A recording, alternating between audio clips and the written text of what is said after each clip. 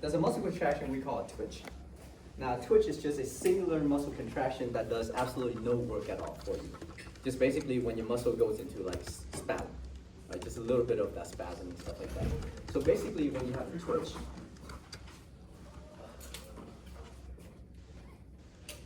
you just have tension produced and the muscle relaxes right away. So this is called twitch.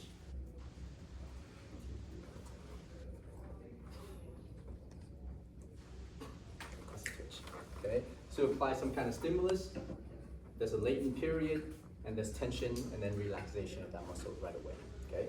Now if you apply twitches simultaneously, so let's say if you apply a stimulation right here and you produce a twitch, and before the muscle completely relaxes, you apply another stimulation, the tension produced will be slightly higher. We call this summation. So with skeletal muscle activities, the contraction, the twitches can summate together to form a higher degree of tension. Okay? And of course, you guys know what the latent period is and greater contractions are. So that's a twitch and that's summation.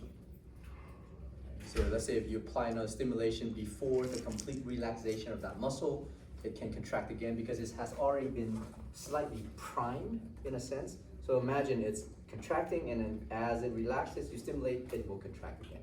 Since it takes less distance now to get shorter, it produces a higher tension when it contracts. Okay. All right, other type of muscle contraction, we have what we call incomplete tetanus versus complete tetanus. So incomplete tetanus, you apply a series of shocks to this muscle. So imagine that you have an application of shocks, let's say from here to here, right, and then you withdraw the shock there. So the overall duration and the frequency is very low, so maybe one shock per, I don't know, whatever second or whatever it is, right? So eventually that muscle group will contract and relax, contract and relax, contract and relax, but it continues to build because the stimulation are continuous, right? It'll reach some state up here, kind of plateaus out a little bit, and then once you withdraw the stimulation, the muscle completely relaxes. In this type of muscle contraction, you can see there's some degree of relaxation before it continues to contract and continue to build tension. And because of that, we call this overall type of contraction an incomplete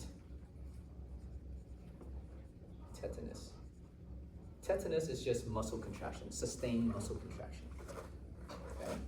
Okay? Now, on the other hand, let's say if you apply a series of shock that has much higher frequency, so like 20 shocks per second or whatever the case is, right? Much higher than what we did here before, same amount of time. What you see is that as you apply that particular stimulation, you will have complete contraction plateau. Let's kind of extend this out a little bit. Plateaus out, but then at some point, here's the withdrawal of the stimulus. So even before the withdrawal of the stimulus, you can see a little bit of this decrease in muscle contraction until you have to withdraw, then it completely relaxes. Okay? So in most cases, when you have muscle contraction that is sustained like this without any indication of relaxation between these multiple twitches, we call this a complete tetanus.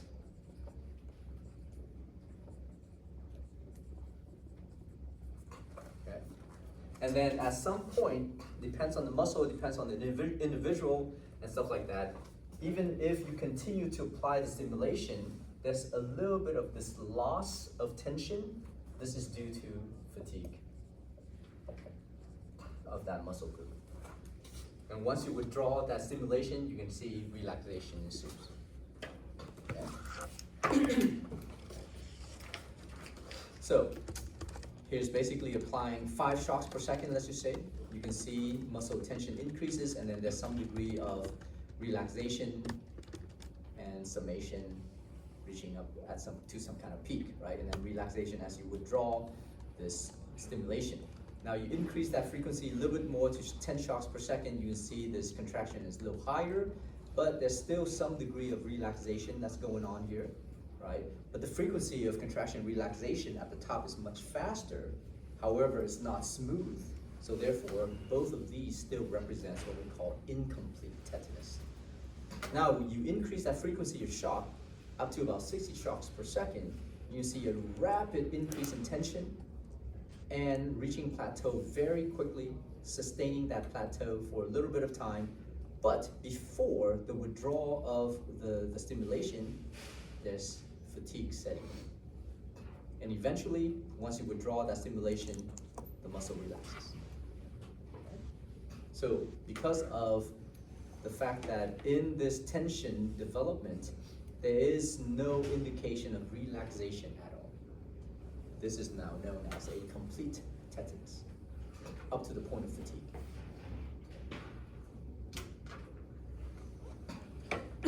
There's also I guess a law now, I suppose, we call the force velocity curve. In terms of skeletal muscle physiology, the force velocity curve takes into account the amount of force that you need to produce, and this force is directly utilized to oppose the load that you're trying to work against. Okay, so let's say if I'm trying to push this table has a load, I need to apply some amount of force to push this object in space. Okay, whatever that force is must be slightly higher or match at least this load, so I can move it along the way. So therefore, in this particular concept, the force that you need to apply to oppose that load is inversely proportional to how quickly you can shorten your sarcomere.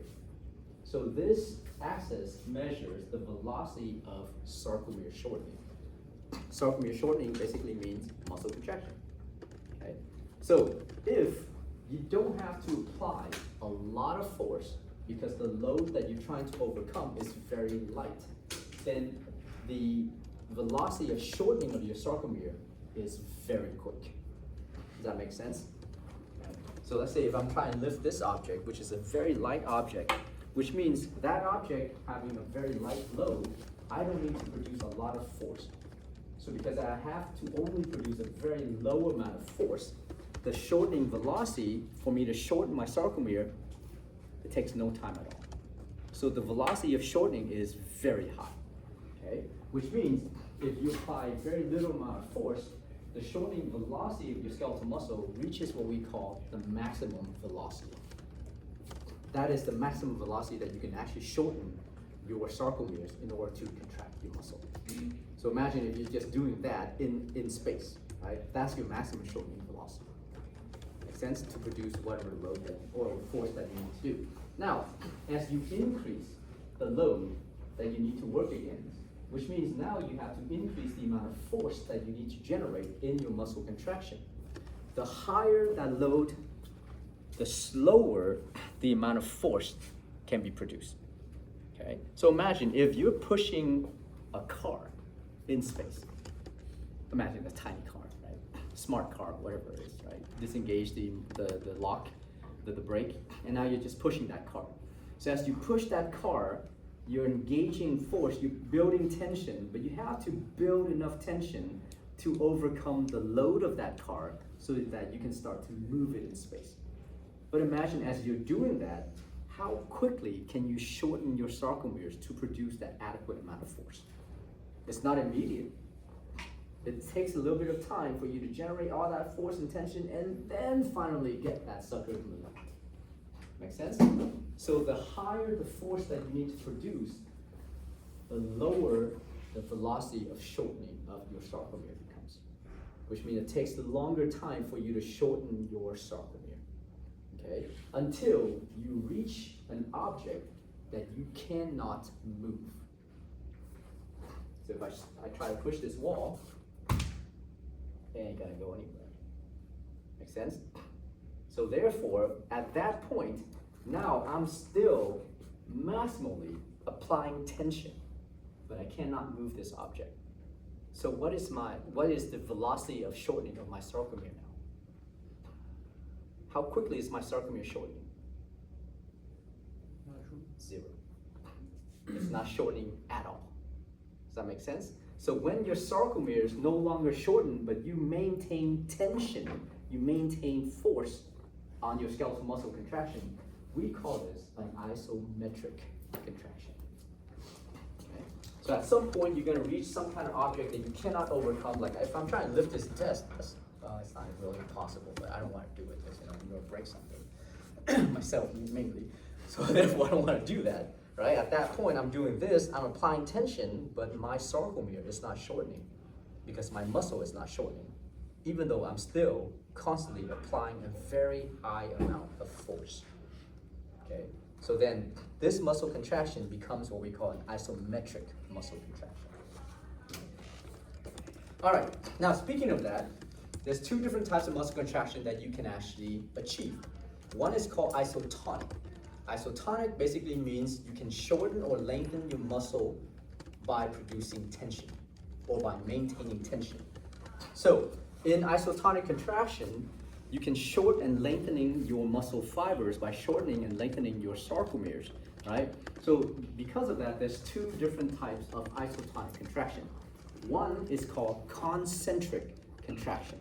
Concentric contraction, imagine I'm holding my dumbbell and I'm lifting this dumbbell and I have to apply tension on my bicep muscle. So I'm going to shorten my bicep muscle and tension is building so I can lift this object. That's concentric isotonic contraction. Okay, I'm shortening my muscle fibers to produce tension so that I can lift this object. Now on the other hand, there's another type of tension building type of muscle contraction called eccentric isotonic contraction. In this sense, I am now lengthening my muscle fiber while still maintaining tension as I slowly put down this object. Does that make sense? It's not because this object is so heavy I have to let it go. That's totally different. I'm still maintaining tension, but in the maintenance of this tension, I'm not shortening my muscle fiber, I'm actually lengthening my muscle fiber, right? This is what we call eccentric isotonic contraction. So if you guys go to the gym and you're trying to build mass and you're trying to do resistance training, right? When you take the dumbbell, you have the positive phase of dumbbell lift and you have the negative phase of dumbbell lift. Does that make sense? The positive phase is the concentric isotonic contraction. The negative phase is the eccentric isotonic contraction. Which phase do you think builds muscle faster? Absolutely the negative phase. So if you guys want to bulk up, induce more damage to your muscle fibers by applying more eccentric muscle contraction, right? So when you're lifting the weight, lift it up quickly and slowly resist putting it down. That resistance, that negative movement, that eccentric type of contraction causes more damage to your muscle. Micro damages, we're not talking about absolute tear, then it's like kind of defeats the purpose, right? It's just micro damages so that you irritate the muscle enough so that it can rebuild itself bigger. And that's how you bulk up. When you bulk up, you're making each individual muscle cells bigger in appearance. So you hypertrophy the muscle cell. Because the muscle cell is going to adapt to that tension that you're applying constantly so that each muscle fiber now makes more sarcomeres, make more myofibrils, make more of those proteins, right? Because the myofibrils are composed of myofilaments, which are all just protein structure. So now if you can make more proteins and place more of those proteins inside your muscle cells, the muscle cells will look bigger in appearance.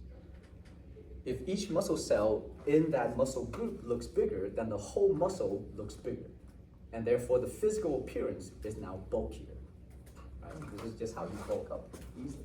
So concentric versus eccentric contraction are both types of isotonic contraction where you're actually changing the length of your muscle fiber, either shortening or lengthening your muscle fiber while maintaining the same amount of tension. Okay? On the other hand, you may have isometric contraction.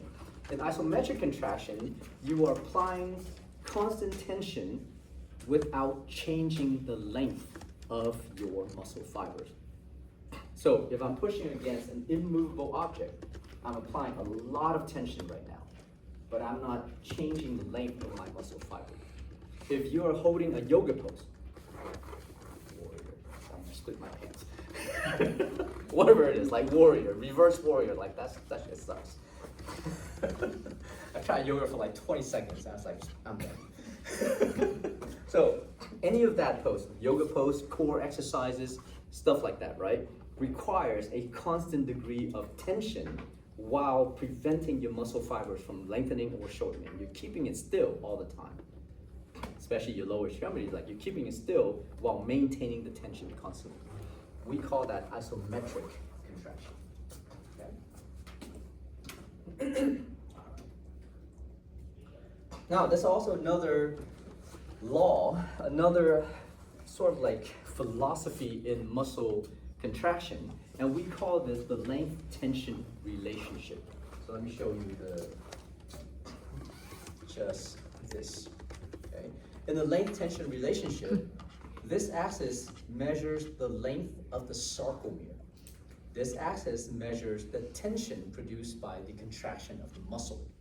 So if the sarcomeres are completely collapsed, let's say if the sarcomeres are like fully engaged, right, it's already pulled close together. If you stimulate that sarcomere, it cannot produce any more tension for you. Does that make sense? So therefore, in order for that sarcomere to produce tension, you need to allow it to lengthen out. You need to allow it to stretch back out to its original state. So as it stretches back out, lengthening out the distance between the Z discs, if you stimulate it at this point, you can see that it produces some amount of tension, right? However, if you allow for the muscle fibers, the sarcomeres in those skeletal muscle fibers, to stretch out and achieve its resting length, and you stimulate those sarcomeres, it will give you the optimal contraction. So in skeletal muscle physiology, in order for you to achieve that optimal tension, you need to completely relax the muscle before you contract it again. So if you go to the gym and you want to bulk up and you want to do it appropriately so that you don't have just like a nice little ball on your arm or whatever it is, you want to have nice long striation and defined muscle. When you do your lift, do your positive face, do your negative face all the way back down to its relaxed state, which means you completely stretch out the sarcomeres so that when you stimulate it, it will contract back with the optimal force needed for you to build that muscle. Okay? If you do this, that's not building your muscle. That's just building like part of it. It looks kind of weird. But then if you do this and take the time to do it fully extend, fully, flex your muscle, then you can build that muscle group to a much better degree. Okay? And especially, that's not only for, let's say, mass, like bulk building of muscle, that is also for toning of your muscle fibers as well. Okay, so if you want to tone your muscle, don't do heavy weight, just do lighter weights, but do it all the way to the extension and the flexion, all the way to the absolute stretching of that muscle. That way you have very nice defined muscle group once you build it. All right. Muscle needs ATP, right? So where does ATP come from? What are the carbon sources that is utilized by your muscle to generate that energy that is needed for muscle contraction and muscle relaxation?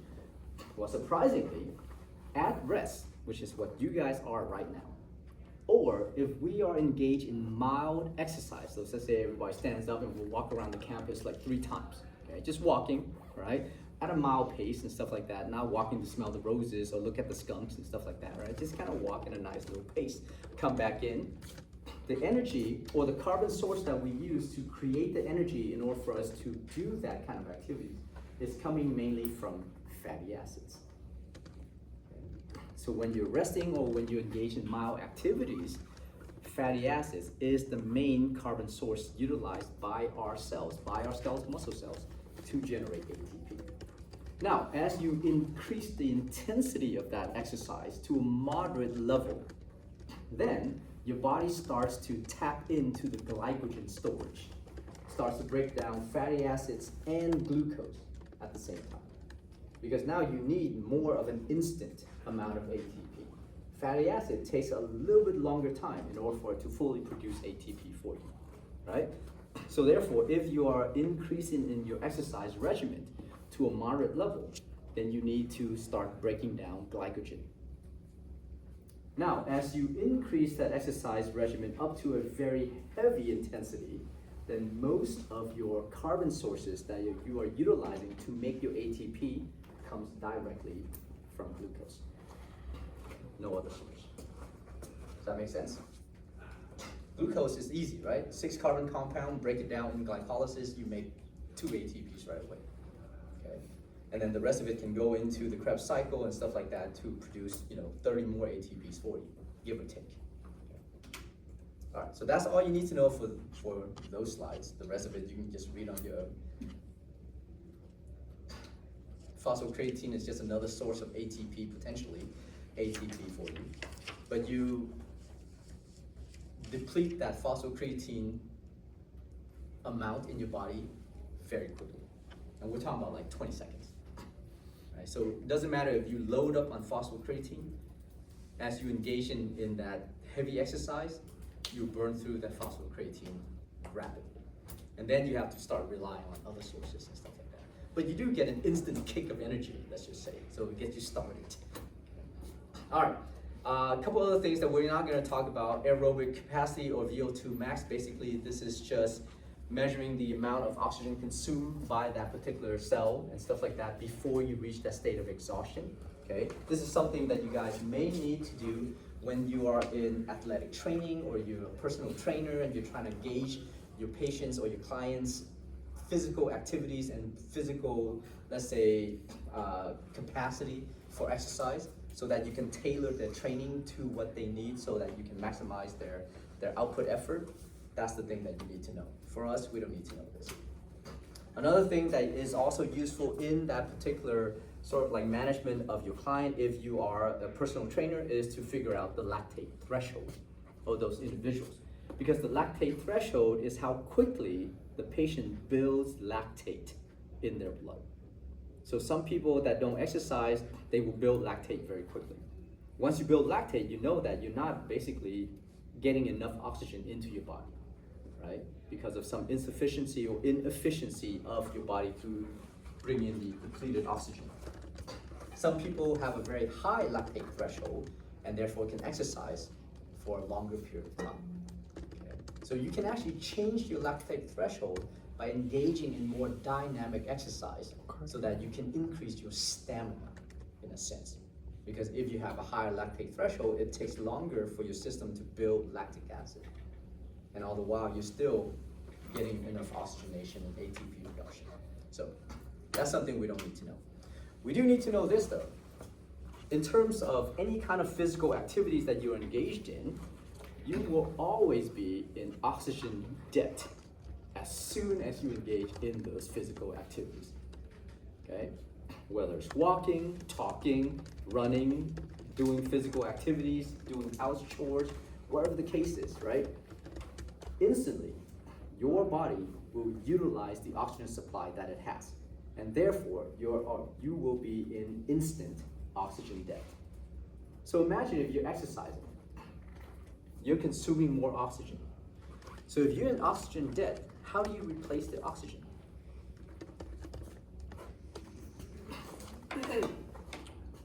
If you're tapping all the oxygen supply inside your body, where do you get the oxygen to replace it?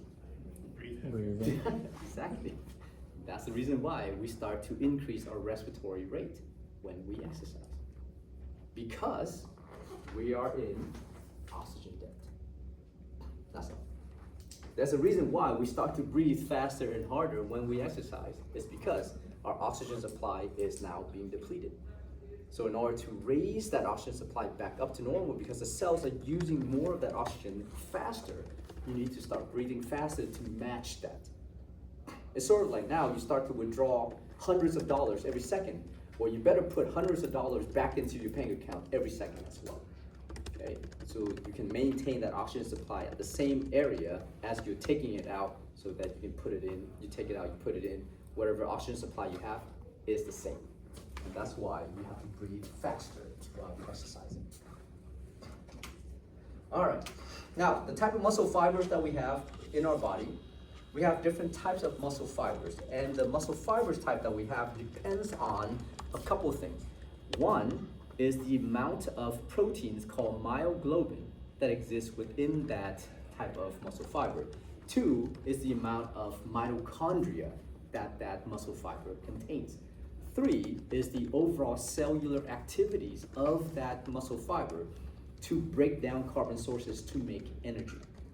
Okay, so the first type of muscle fiber we have is called a slow twitch muscle fiber, otherwise known as a type 1 muscle fiber.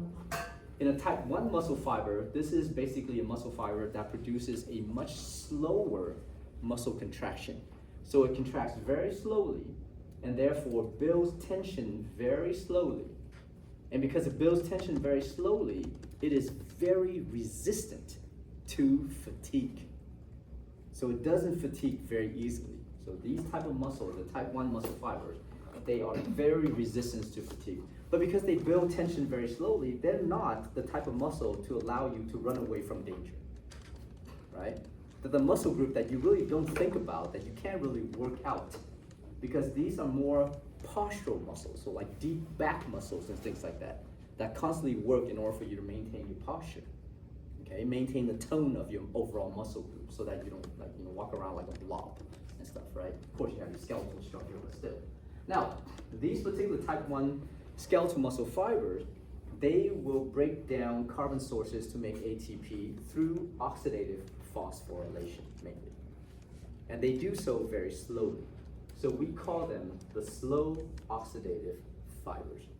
They have a huge amount of myoglobin and they have a high amount of mitochondria, so they are constantly churning out ATP.